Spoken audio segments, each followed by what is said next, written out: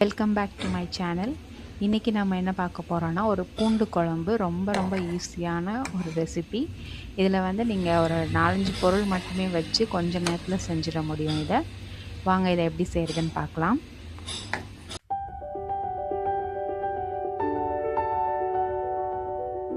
இதுக்கு தேவையான பொருள் இப்போ பார்த்துடலாம். எண்ணெய் 5 ஸ்பூன், கடுகு கொஞ்சம், வெந்தயம் 1/2 ஸ்பூன், பூண்டு வந்து ஒரு 150 கிராம், புளி எலுமிச்சம் சைஸ் அளவு, குழம்பு மிளகாத்தூள் 4 ஸ்பூன், பெருங்காயம் கொஞ்சம், கருவேப்பிலை, உப்பு தேவையான அளவுக்கு. இதுதான் இதுக்கு தேவையான பொருட்கள்.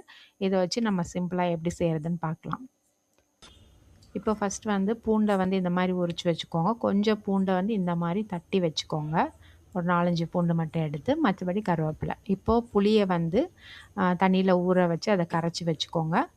அதில் வந்து 4 ஸ்பூன் குழம்பு மிளகாத்தூளை சேர்த்துக்கணும்.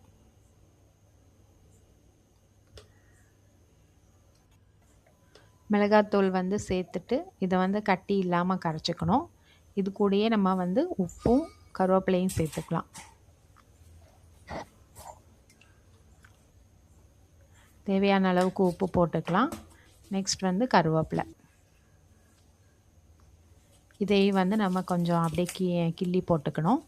கிள்ளி போட்டுட்டு இந்த குழம்ப வந்து கட்டி இல்லாமல் கரைச்சி ஃபஸ்ட்டு ரெடியாக வச்சுக்கலாம்.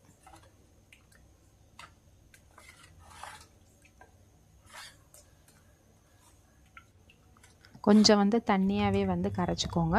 அது வந்து கொதிக்கும்போது நல்லா கெட்டியாயிரும். இப்போது நெக்ஸ்ட் வந்து நம்ம குழம்பு செய்கிறதுக்கு ரெடி ஆயிடலாம். இப்போ ஒரு குக்கர்லேயோ இல்லை ஒரு பாத்திரத்தில் வந்து எண்ணெய் விட்டுட்டு கடுகு போட்டுக்கோங்க. நெக்ஸ்ட் வெந்தயம் போட்டுருங்க. வெந்தயம் போட்டுட்டு நெக்ஸ்ட் வந்து கருவேப்பிலை போட்டுருங்க. கருவேப்பிலை பொரிஞ்சதும் நம்ம எடுத்து வச்சுருக்கிற இந்த வெள்ளைப்பூடை வந்து ஃபுல்லாக போட்டுட்டு அதை கொஞ்சம் நல்லா வறுத்துருங்க. கொஞ்சம் வெள்ளைப்பூடோட கலர் மாறி நல்லா செவந்து வர்ற மாதிரி அதை வறுத்துக்கோங்க.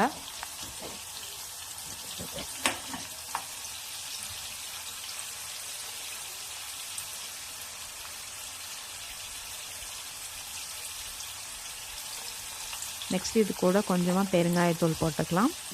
பெருங்காயத்தூள் போட்டுட்டு நம்ம கரைச்சி வச்சுருக்கிற அந்த குழம்பை வந்து இதில் சேர்த்துடலாம்.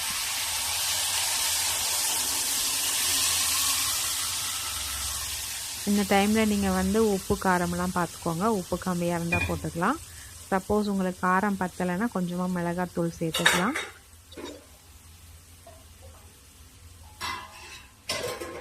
இப்போது இந்த குழம்போட கன்சிஸ்டன்ட்டும் பார்த்துக்கோங்க. ரொம்ப கெட்டியாக இருந்துச்சுன்னா கொஞ்சம் தண்ணி ஊற்றிக்கோங்க. ஊற்றிட்டு அவ்வளோதான். மேக்ஸிமம் குழம்போட வேலை வந்து முடிஞ்சிருச்சு. நல்லா இதை வந்து கொதிக்க வைக்கணும். எவ்வளோ தூரம் கொதிக்க வைக்கிறீங்களோ அவ்வளோ தூரம் நல்லாயிருக்கும். இந்த மாதிரி கொஞ்சம் கொதிக்க ஆரம்பித்த உடனே அந்த தட்டி வச்சுருக்கிற வெள்ளைப்பூடை வந்து இதில் வந்து நம்ம சேர்த்துடலாம்.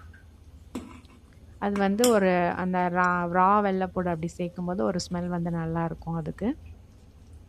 அதனால் இப்போ வந்து ஃபுல்லாக கொதிக்க வச்சுட்டு நம்ம அந்த ஆயில் மேலே வர்ற வரைக்கும் கொதிக்க வைக்கணும் குழம்ப. ஒரு 10-15 நிமிஷம் மெதுவாக சிம்மில் வச்சிட்டிங்கன்னா அழகாக இந்த மாதிரி ஆயில் வந்து மேலே வந்துடும். இந்த குழம்பு வந்து ரொம்ப டேஸ்ட்டாக இருக்கும். இந்த அளவுக்கு போதும்னாலும் நம்ம அப்படியே வச்சுக்கலாம். இல்லை இன்னும் கொஞ்சம் நேரம் கொதிக்க வச்சு நல்லா திக்காக வர்ற வரைக்கும் கூட நம்ம எடுத்து இது பண்ணிக்கலாம். இதில் இருக்கிற அந்த பூண்டெல்லாம் வந்து நல்லா வெந்திருக்கும். நல்லா சாப்பிட்றதுக்கு ரொம்ப டேஸ்ட்டாக இருக்கும். வீட்டில் இதை செஞ்சு பாருங்கள். செஞ்சு பார்த்துட்டு நம்ம சேனலை சப்ஸ்கிரைப் பண்ணிக்கோங்க. தேங்க்ஸ் ஃபார் வாட்சிங்.